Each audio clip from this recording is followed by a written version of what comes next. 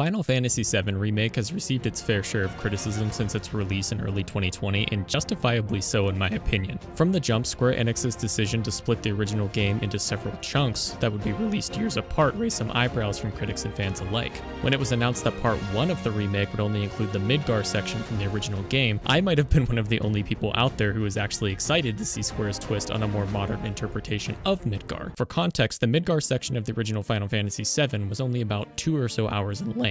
So, the decision to stretch that section of the game out into its own title left room for more character and world building, if done correctly anyway. Square Enix had a chance to further develop and characterize the main cast and even gave themselves room to throw in some interesting additives to the original story. However, upon my first playthrough of Final Fantasy VII Remake, I quickly realized that none of this would in fact be the case. The product I was hoping for was instead a drawn-out and unnecessary remake of a classic that did nothing better than its original counterpart. The game itself looks beautiful, with the environments and the character models staying true to their original designs from back in 1997. The environments capture the dark and dejected feelings surrounding Midgar and the state of the world for these characters. However, a mixture of laughably bad voice acting, and you know, only people with the purest of hearts can even see Moogles.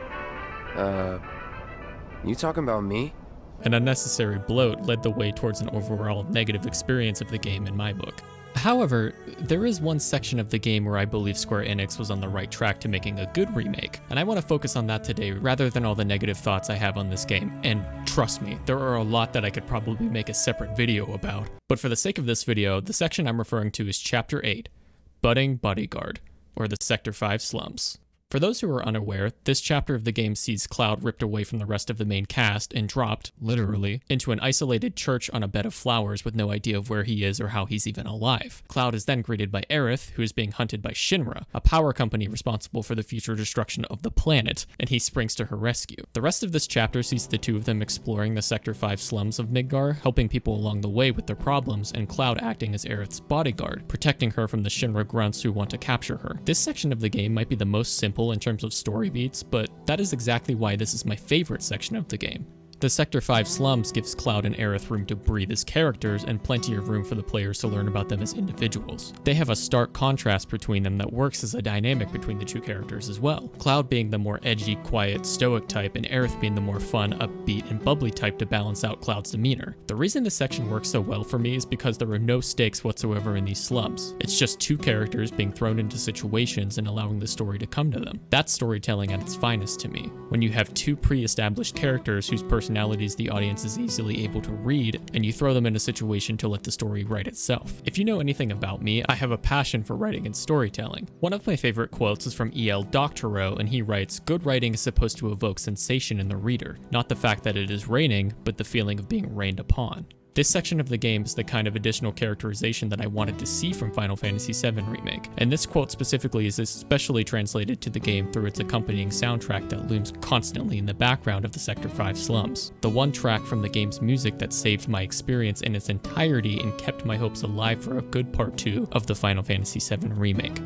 Let me explain further. Upon entering the Sector 5 slums, the players get a further glimpse into what life is like for the people of Midgar. You see, Midgar is an extremely unique city, where life for those who live in it is not especially happy. The player can glance up at the sky and see that the sunlight is blocked off for the people who live in the slums, having a giant metal plate overtop the slums consuming the skyline, making this a dark and depressing place, literally, for the people to live. Because of the plate above them, no flora or fauna can grow in the Midgar these people know, leaving those luxuries only for the upper class individuals who are able to live above the plates. In spite of their dark circumstances, Cloud is still able to find kindness in those he meets in the slums. People who treat him with decency, people who still have a reserve of humanity about them, people like Aerith and the children of the orphanage she looks out for. Aerith takes Cloud to her childhood home in the slums and finds that despite the lack of direct sunlight and access to the outside world, Aerith has still found a way to grow flowers nearby.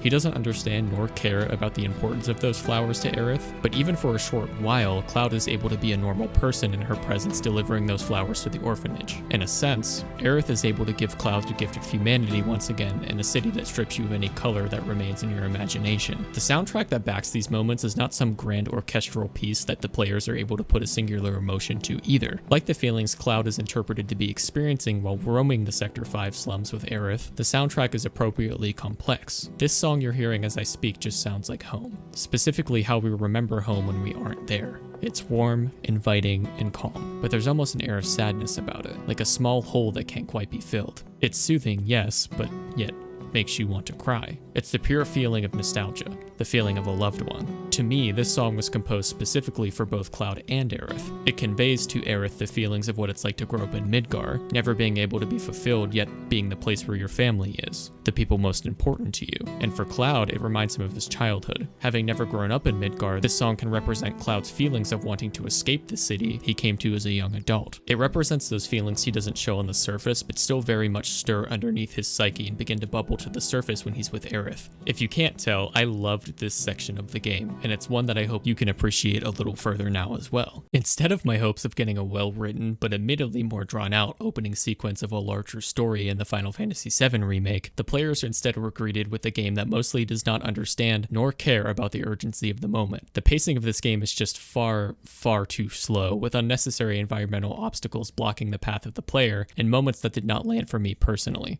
Chapter 8, despite being my favorite chapter as previously outlined, is not without its flaws as well. I had to stop to appreciate these short moments we got between Cloud and Aerith, but those who are trying to binge the story in their first or concurrent playthroughs may not have felt the same way as I did, and that's okay. For me, it was a beautiful moment between two characters who were able to escape the realities of their situation together, but it was also an annoying slog at times where you just couldn't find yourself escaping these unessential side quests and annoying environmental obstacles. Like this one, where you have to push a button to discover it doesn't work, climb a ladder where there is seemingly nothing to do, run around the side, and hang from the monkey bars across a gap to find out you actually had to push the crate back so you can land on it, walk back, push the crate, climb back up, monkey bars, push the button, and now you can go through the gate. The game is littered with these moments that I hope to see less of in future titles. However, if there's one thing that keeps me hopeful for the future of these remakes, it's those moments you spend with Cloud and Aerith in the Sector 5 slums. Those moments of connecting with the characters so that the emotional notes later on can land as intended by the original development team back in 1997. The original Final Fantasy VII told a masterclass story that I hope these remakes are able to capture better in future titles, without some of the bloat that this one came with.